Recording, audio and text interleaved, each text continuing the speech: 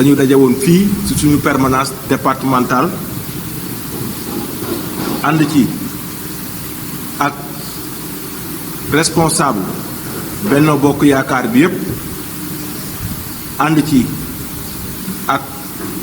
mouvement de soutien yi nga xam ne ñoom ñoo nekk fii ci Thiès di soutenir le président de la République son excellence monsieur Macky Sall ànd ci ak force vive yi nga xam ne dañu nekk ci cadre bu ñuy wax coalition sàmm suñu réew ñëw fii daje ak presse bi pour waxal teeg opinion nationale ak internationale. man may wax ci turu ñooñu ma lim fii yépp ma nekk le porte-parole du jour maa ngi tudd Lamine Ngom nekk coordonnateur départemental des jeunes de l'APR et de Benno Bokk nekk militant ci parti Alliance pour la République. li taxoon ñu woo presse bi pour wax ak askan bi yépp defe naa ñun ñépp xam nañ li ko waral mooy ñun ci week-end bi ñu génn dañoo daje fii ci suñu permanence waxtaan ci suñu biir jàppoon ni jot na ñu jug pour wax ak askan bi wax ak Sénégal soutenir le président de la République ci réforme ak actes majeurs yi nga xam ne mi ngi koy jël pour une bonne gestion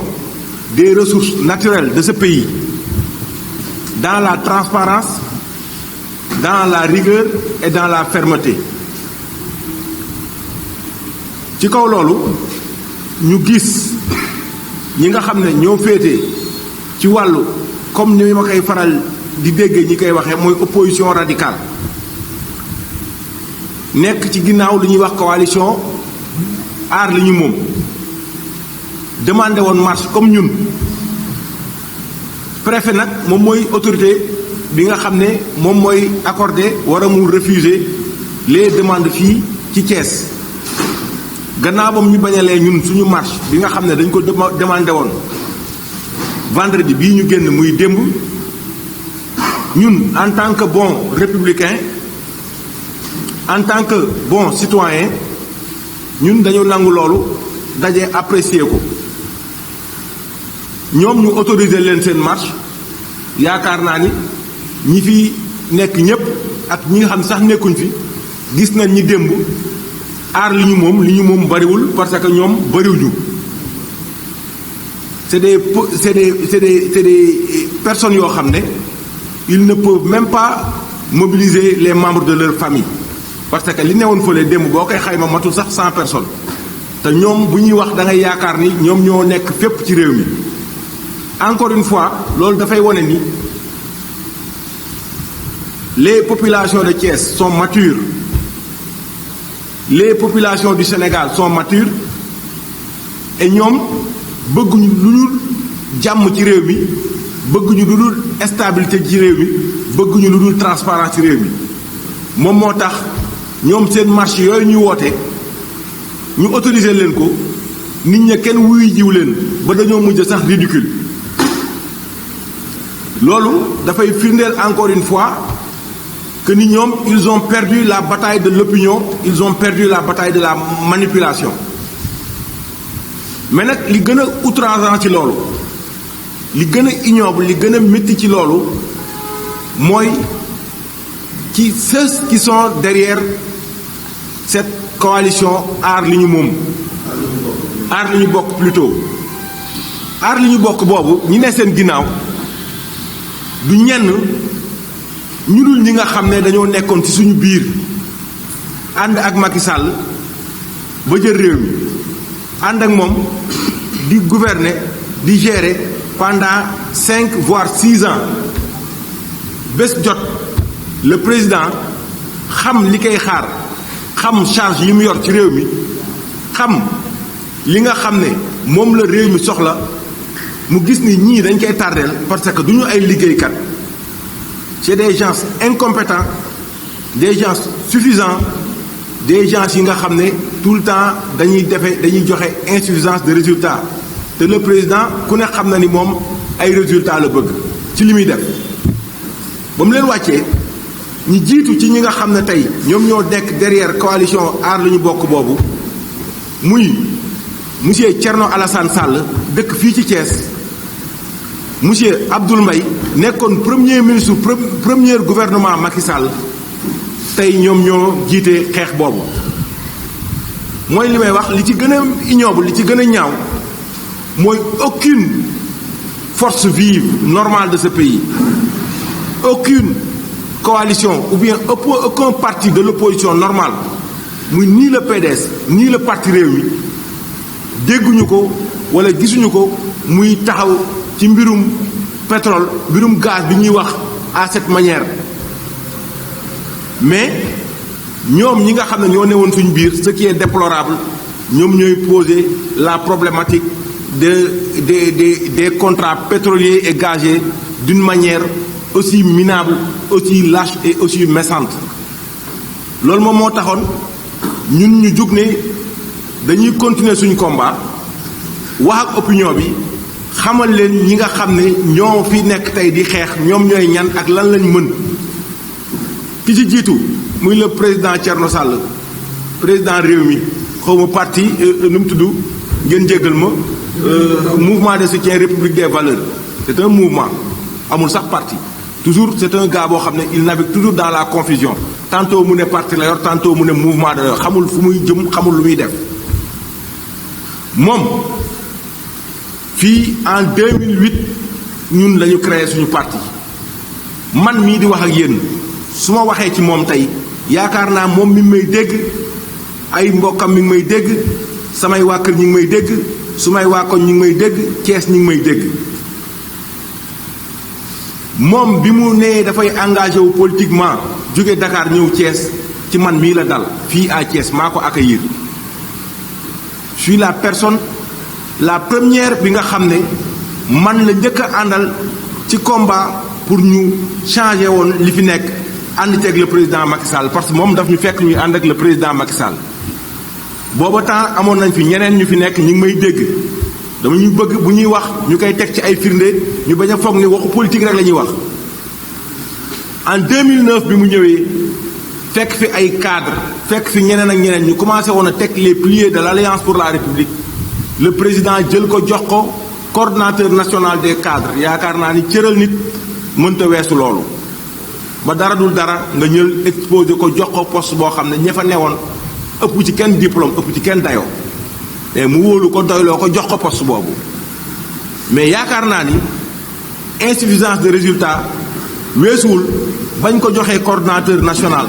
2009 ba presque 2019 gisuñu benn structure des cadres buy dox au niveau national wala fii ci Thiès daanaka sax structure des cadres APR mosu fee am première remarque mi ngi noonu. Deuxièmement moom monsieur Thierno Alassane Sall dañ koy demander à ce que mu répondre ci question yii parce que quand il nous parle de transparence quand il nous parle de gouvernance vertueuse quand il nous parle de valeur moom fii à Thiès li may wax moom mi ngi may dégg ñi ñu jege ñi nekkoon ak ñun ñi ngi may dégg bi mu nekkee le ministre de l'énergie fii il avait amené le groupe Cosmos fii à Thiès pour réfectionner des écoles mën naa ni école HLM Amadou Mahtar Thiam bii bokk na ci jour bi ñuy ñëw di réceptionner di jël caabi yi nga xam ne de travaux yi ñu defaroon pare na jour boobu c'était un dimanche bi muy ñëw yaakaar naa ni c'était un bande d'amis ñoom la àndaloon ñëw fii ñu def seen noos def seen mis bi malheur pour eux bi ñuy ñibbi sax ñoom ñi mu àndaloon seen oto dafa fël benn xare mu mujj caa ñàkk bakkanam kooku dañu bëgg mu répondre ci dëggantaan mu wax ñu relation am ak groupe boobu mu doon défendre groupe Cosmos boobu mu doon waxal wala mu doon indi Thiès pour yeneen mbir yu dul mbiru politique pour mu wax ñu ci yooyu lan lañ séqoon ñoom kon kooku bu dee bëgg ne dafa bëgg a wax transparence bëgg bëgg a proclamer boppam comme un prophète qui n'est envoyé par aucun ciel dañu bëgg mu wax ñu lu leer ci loolu mu waat ni moom ñooñu séq ñu woon dara bi ci tegu moom Thierno Alassane Sall dafay faral di wax ni moom dafa bëgg le président Macky Sall jóge ci bopp réew mi mais en 2019 élection présidentielle yi ñu génn nañu wax moom kan la soutenir ban candidat parce que moom dem na parrainage ñu recalé ko mënta am sax 0,8% mais am na yeneen ñeenti candidat yu demoon moom ñoom ñoo bokkoon di xeex mais bañ jekkoo président Macky Sall ci li ñu wax ñoom li tax demul xool ki gën a mieux positionné mu soutenir ko defu ko loolu dafay wane ni cette personne là est un caméléon politique moom li ko ñor du lenn li muy faral daan wax Macky Sall fi mu jaar ba jël réew mi moom mën na faa jaar ba jël réew mi mais dafa juum parce que le président Macky Sall bii muy ànd ak le président Abdoulaye Wade ba ni mu génnee ci gouvernement Abdoulaye Wade démissionné tekki bépp ndomba tànk bu ñu ko takkaloon mais kenn mosoo koo dégg ba 2012 muy jël réew mi mu taxaw di dévoiler ay secret gouvernementaux plutôt kenn mosu koo dégg mu taxaw di déclarer ay faux contrat wala ay nébuleuse ci gouvernement yi mu nekkoon kenn mosu koo dégg muy wax bu ñaaw kenn mosu koo dégg muy saaga Abdoulaye Wade dafa jël courage am jël njàmbaaram ànd ak ay mbokkam dem ci askan bi wax ak ñoom ba convaincre leen ñu jël réew mi jox ko kooku bu commencé doxal yow nga ne nam jaar ba jël réew mi moom nga bëgg a jaar tax ngay sos ak wax lu amul dafa jot ñu xamal sénégalais yi yow yaay kan ki ci tegu muy monsieur Abdoul Mbaye dañu taxaw fii ne moom action citoyenne bi muy woote partem ne moom c'est quelqu'un boo xam ne il milite pour l'intérêt du citoyen sénégalais mais ku ne dégg nga Bocar Samba Dièye le grand opérateur économique de ce pays le Sénégal lui doit beaucoup mu nekk une personne boo xam ne il a toujours gagné sa vie par la sueur de son front mais Bocar Samba Dièye ku ne dégg nga ko mu toog fii sur une télé de la place mu ne moom li mu liggéeyoon ba muy ndaw yépp ba ni mu ma jëme mag nii lam jotoon a liggéey ci alal ak lépp mais Abdoul Mbaye moo ko rësal moo ko yàqal loolu du suñuy wax loolu du ay sos journalistes yi mën nañoo demaat waxaat ko laajaat ko mu baamtuwaat ko kon kuy ruiner noonu des hommes valeureux des dignes fils de ce pays ku leen di def noonu nan nga mën a wëlbati ko woowaat nit ñi ci ay action citoyenne yan action citoyenne ak ban citoyen ngay jëlee ci misère bi mu nekk wala coono bi mu nekk loolu c'est incohérent ba tax na ñun ñu daje woon ne ñoom tant que ñi ngi nekk fii di wax muy Thierno Alassane Sall muy Abdoul Mbaye muy ñeneen ba ci le juge Dème que j'estime beaucoup mais moom ku gis aussi jaar-jaaram fi mu toll xam ne wax dëgg yàlla nekk mii ci mbedd bi di dàqanteeg ay policiers waru ko dama koy rappeler à l'ordre parce que c'est un juge moom moo war a nekk di ñu rappeler à l'ordre mais nag xel du doy day juum na delloosiwaat revenir à la raison ñoom ñëpp ñu ànd jàppale le président de la république parce que jiitaluma wala joxuma la ma ci war a am rek damay këpp ci cere ji suuf bu boobaa ñun ñi àndoon ak moom ba muy dara ba dara du dara ba mu nekkagul dara parce que ñun ba ñuy gëm le président de la république kenn ci ñoom gëmu ko ñépp di wax fii Thiès tey mën a wax naan li ma liggéey ci parti bi ak li ma ñàkk ñun liñ ci daj kenn daju ko ci nous sommes venus dans l'APR le 1er décembre 2008 presse bi moo may déglu sénégalais yi ñoo may déglu suñuy mbokk suñuy am di jàmm suñuy xarit suñuy dëkkandoo ñu ngi may dégg li may wax amul benn wax ak benn sos bu ci nekk damay wax rek te yàlla tax donc ñun ñooñu nga xam ne tey dañoo nekk ci biir parti bi bu président yëkkatee ñu ne tegal ci suuf bu nee jaar leen gauche ñu ne jaar leen droite ak enjeu politique bi fi mu toll ak contexte politique bi fi mu toll ak Sénégal fi mu toll nga xam ne dafa doon jànk boo xam ne dafa taaru lool ñépp bëgg ko maanaam mu nekk un pays attractif am des ressources naturelles yu importantes yu fi commencé feeñ am des jalons ay piliers yu am solo yu président bëgg a teg pour aar loolu nga bëgg ne ko ni nga ko tege baaxul damay dal sa kaw loolu ñun duñ ko seetaan lii may wax nii nag dama bëgg ñoom ku ci mel ne Thierno Alassane Sall moom mu xam ni ñun xam nañ ni mu demee yii may wax ay dëkk la rek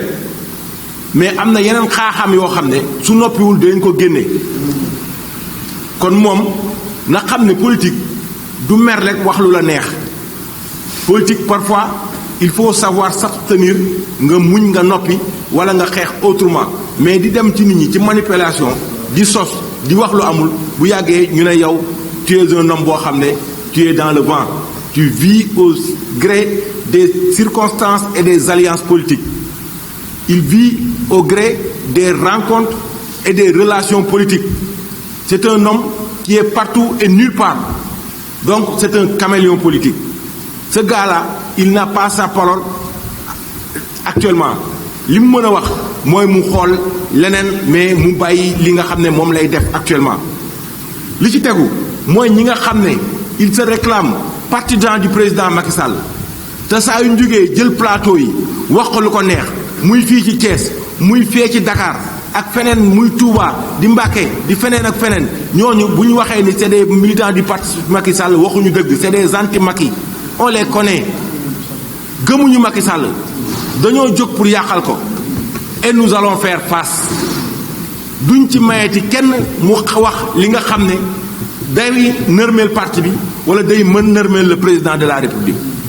dinañ jóg dinañ xeex dinañ dox dinañ wax dinañ xamal ni aussi comme ni ko le khalife général sëñ Mountakha Mbacké ñu koy ñaanal yàlla mu yàgg fi loolu te wér ni mu ko waxee mooy réew mi jàmm lañ fi bëgg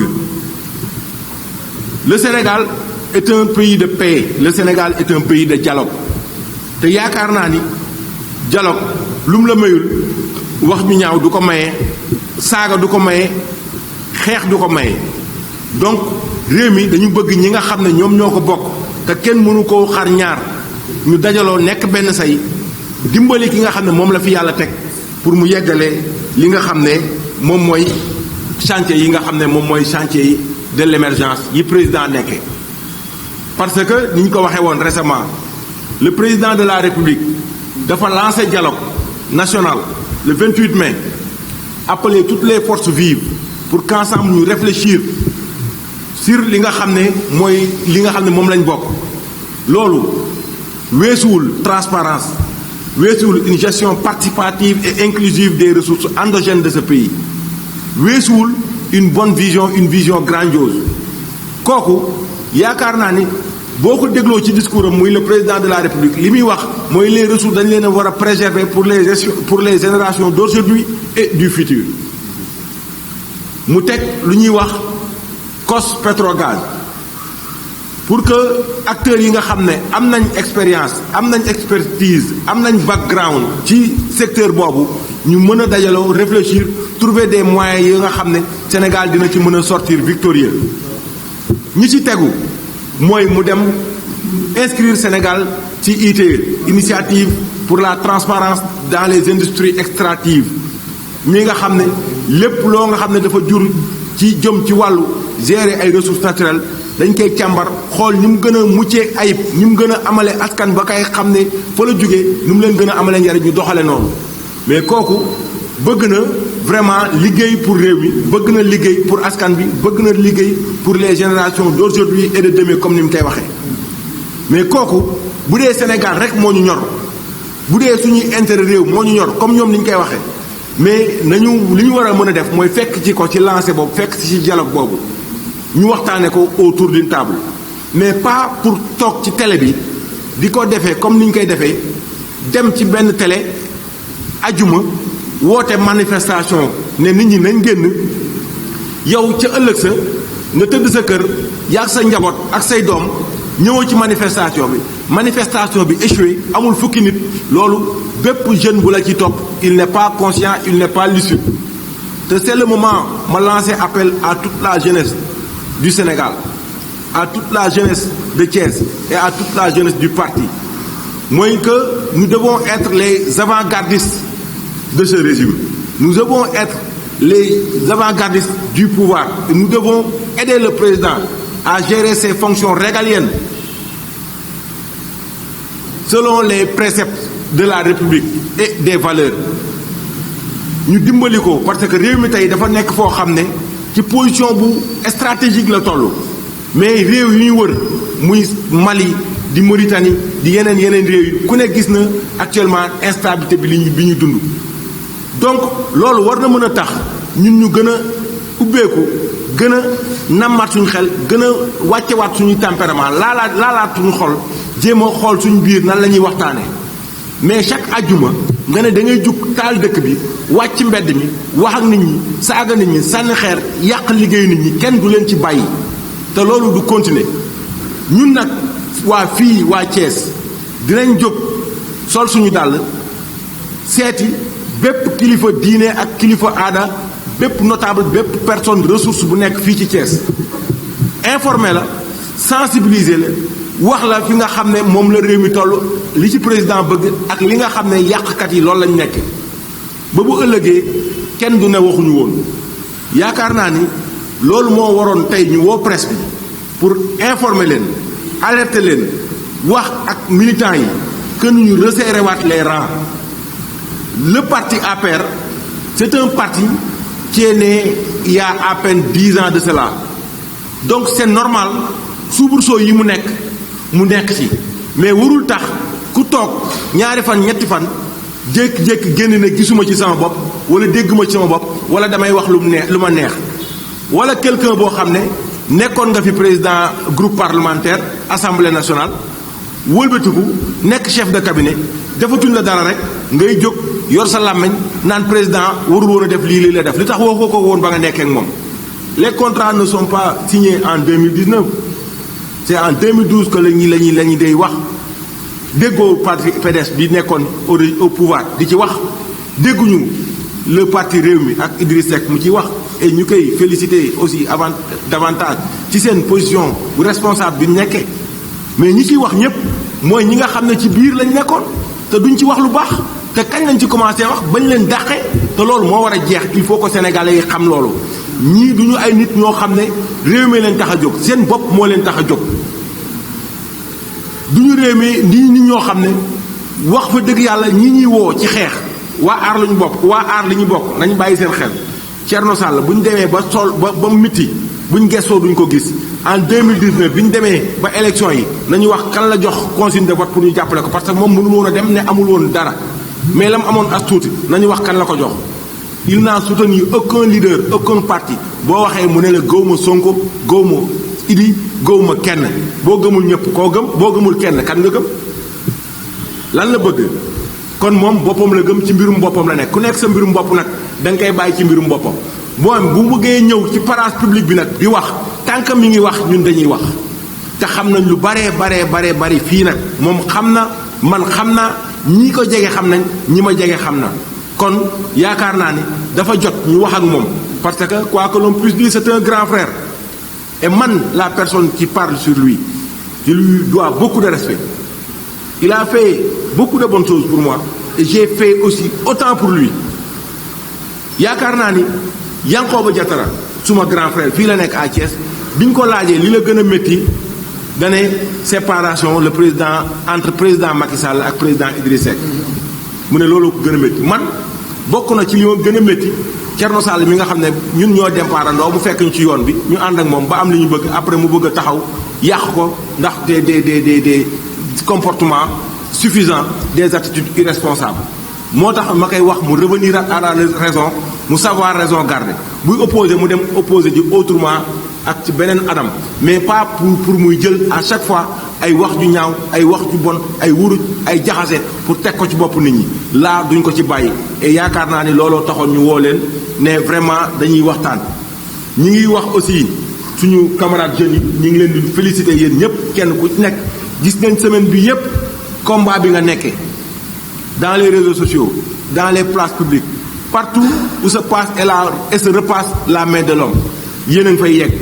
di véhiculer les messages du président di vulgariser la politique du président loolu nag dafa war a tax parti bi ñi nga xam ne ñoo ci nekk di sonn ak parti bi bu ñuy wax ak bu ñuy jëf ñu diisoog ñooñu anarchie bi moo fi war a jeex chantage bi moo fi war a jeex parrainage bi ak pistonné bi ak politique gu diwoo ma neex moo fi war a jeex dañoo war a dox ci dëgg ñu jox les places qu'il faut aux hommes qu'il faut bu ñu bëggee am un parti durable un parti boo xam ne daf fiy nekk vraiment pour l'intérêt exclusif des Sénégalais un parti qui sera là jusqu'en 2035 pour terminer vraiment ou bien achever la vision du président de la République yaakaar naa ni loolu laa amoon pour wax maa ngi gërëm coordination départementale bi yépp aussi à la tête le coordinateur départemental monsieur Augustin Tine di féliciter aussi ñi nga xam ne ñoom ñoo nekk ci gouvernement bi muy madame Ndeye Tické Ndiaye ak ñoom le ministre Demba Diouf ak ñoom ñi nga xam ne ñooy responsable politique yépp mais di leen wax ni aussi il est temps que ñoom ñu ñëw ñu régler suñu parti parce que le parti à Thiès commence à vraiment vivre une situation boo xam ne du ñu nangu mu continuer di ci lancer aussi le président de la République appel pour que mu accompagner le parti comme ni mu ko doon defee parce que yaakaar naa ni le président de la République Sénégal dañ ko soxla bu ñu ko soxlaa nag fii ci Thiès ñun ñi nga xam ne bi ñu demee ci élection bii génn am na fi 104 000 voix loolu du lu ñuy sàggane du lu ñuy négliger donc nañu accompagner nañu dimbali ñu consolider ak yooyu loolu defe naa ni looloo waraloon suñu rencontre tey bi di sant ñëpp encore une fois di gërëm ñëpp di joxe rendez-vous dans les jours qui suivent pour que yeneen plan d'action yi ñu continuer ko maa ngi sant ñëpp jërë ngeen jëf wasalaam